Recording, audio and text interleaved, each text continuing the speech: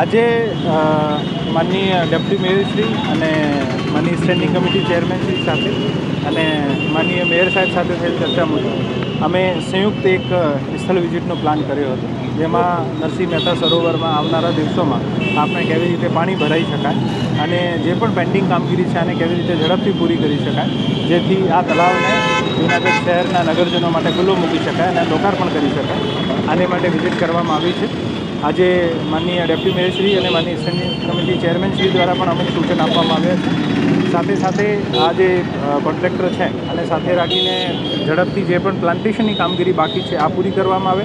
જે પણ સ્ટ્રીટ લાઇટના અહીંયા પોલ લગાવવાના છે લાઇટિંગ માટે, આને ઝડપથી પૂરી કરવામાં આવે. ફેન્સિંગ જેટલી પણ બાકી છે આ પૂરી કરવામાં આવે ને વોકવે જે લગભગ 350 મીટર બાકી છે આ પણ ઝડપથી પૂરું કરવામાં આવે. બતાવવામાં હર્ષ થાય છે કે ઇનલેટ અને આઉટલેટનું કામ આપણું પૂરું થઈ ગયું છે. ઓલમોસ્ટ 2-3 દિવસનો જે કામ છે આઉટલેટનો આ પણ ઉપરની લેવલનો બાકી છે. એક વખત હવે પાણી ભરવામાં કોઈ તકલીફ નહીં પડે.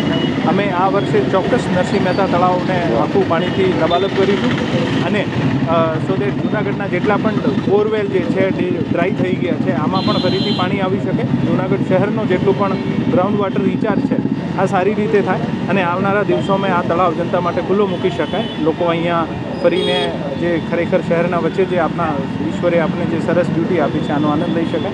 આને માટે પ્રયત્ન કરવામાં આવી રહ્યા છે અને હું આપને ખાતરી આપું છું કે આવનારા દિવસોમાં તત્કાલ આ કામગીરી પૂરી કરવામાં આવશે અને જે પણ ડિલે થયા છે કોન્ટ્રાક્ટર દ્વારા આને માટે પણ યોગ્ય પેનલ્ટી કરવામાં આવશે. સર, ચાલુ વરસાદમાં એક કામ ચાલુ હતું, એને લઈને કંઈ સૂચનાઓ આપવામાં આવી છે? નબળી કામગીરી થવાની શક્યતાઓ છે? ચાલુ વરસાદમાં કામ ચાલુ નહીં કરવામાં આવ્યું છે. આ બધા જાણો છો કે જ્યારે પણ કામ ચાલુ હોય અને વરસાદ આવી જતો હોય તો કામને એક લેવલ સુધી પહોંચાડીને પછી બંધ કરવામાં આવે છે. આપ મને જે બતાવી શકતા હોય કે ચાલુ વરસાદમાં કામ શરૂ કરવામાં આવ્યું હોય તો હું આની ગલતી માની શકું છું, પરંતુ કામ ચાલુ હોય ને ઉપરથી વરસાદ આવી જાય અને જે કામ ઓલરેડી ચાલુ જ હતો તો એવા કેસના કામને એક યોગ્ય લેવલ ઉપર લાવીને બંધ કરવાની જરૂર રહે છે. અમને ખબર છે કે આ મુદ્દો કેટલો સેન્સિટિવ છે અને અમે ખરેખર ખાતરી આપું છું આ બધાને કે કોઈ પણ કામમાં નબળાઈ નહીં જાળવવામાં આવશે. જે કામ સપોઝ વરસાદના કારણે થઈ ગયું તો આને એવી રીતે જ સ્ટ્રેન્થન કરવામાં આવશે. સો હું આપને ફરીથી ખાતરી આપું છું કે આમાં કોઈ પણ પ્રકારના આપણે કન્ફ્યુઝનની સ્થિતિ નથી. નરસિંહ મહેતા તળાવ માટે આજ કમિશનર સાહેબ, સ્ટેન્ડિંગ કમિટીના ચેરમેન, આખું તળાવનું જે કામગીરી સંભાળે છે એ અમારા એન્જિનિયર ચાવડા સાહેબ અને ખાસ કરીને કોન્ટ્રાક્ટર આજે આ નરસિંહ મહેતા તળાવની વિઝિટ લીધી હતી.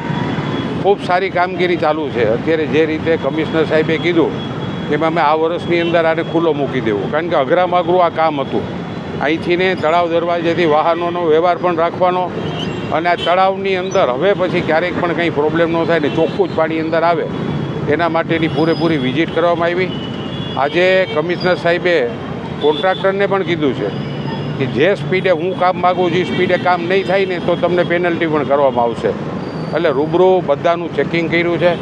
ખાસ કરીને કોર્પોરેશન જૂનાગઢ માટે આ હૃદય સમૂહ છે. આ ગામની મધ્યમાં આવેલું નરસિંહ મહેતા તળાવ, આપણે લખીએ છીએ કે આનું નામ પણ નરસિંહ મહેતા, નરસૈયાની નગરી છે અને નરસિંહ મહેતા તળાવ છે. એવી રીતે જ આપણું વાઘેશ્વરી તળાવનું પણ ફૂલ સ્પીડે કામ ચાલુ છે.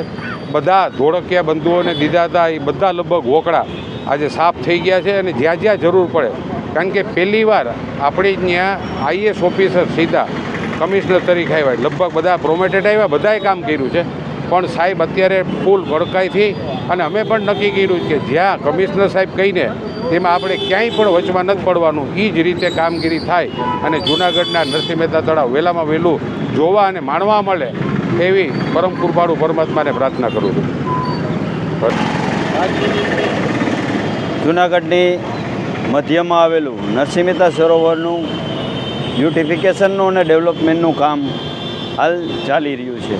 આજે ડેપ્યુટી મેયર શ્રી ગિરીશભાઈ, કમિશનર શ્રી અને તમામ સ્ટાફ અને એજન્સીને સાથે લઈ આ ચાલી રહેલા કામનું નિરીક્ષણ કર્યું અને એની સમીક્ષા કરી. મિત્રો, ઇનલેટ આઉટલેટની જે ચર્ચાનો વિષય હતો તો ઇનલેટ અને આઉટલેટનું કામ સંપૂર્ણ પૂર્ણ થઈ ગયું છે અને આવનારા જે મોન્સૂન છે એમાં આ તળાવ સંપૂર્ણ એની કેપેસિટી પ્રમાણે ભરવાની કાર્યવાહી મહાનગરપાલિકા અને એજન્સી દ્વારા થઈ રહી છે અને મને આશા છે કે આવનાર મોન્સૂનમાં આ તળાવ સંપૂર્ણ ભરાઈ જશે અને જે કામની ગતિની વાત કરું તો કામની ગતિ અત્યારે ફૂલ ચાલી રહી છે, જેને કારણે આવનારા દિવસોમાં આ એક નવું નજરાણું લોકોને અને આવનાર પ્રવાસીઓને મળતું થશે. એટલે જે કાર્યવાહી થઈ રહી છે એના આધાર ઉપર હું કહું છું કે આવનારા દિવસોમાં જૂનાગઢની જનતાને એક નવું પર્યટન અને પ્રવાસન સ્થળ મળી રહેશે.